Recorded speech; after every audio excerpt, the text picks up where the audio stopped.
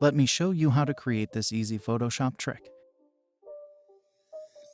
Press Ctrl J to duplicate the image layer.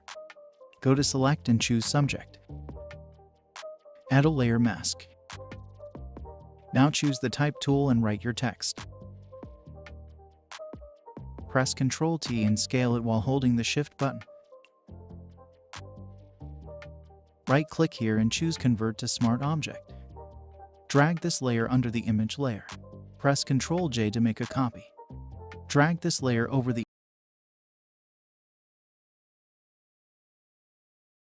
image layer. Reduce the fill to 0%.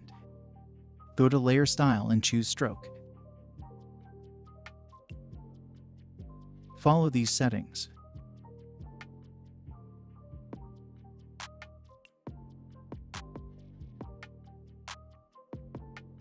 Hold Alt and click here to create a clipping mask. Hold Shift and select the text layers. Click on this link to link them together. That's it. Hope you liked it.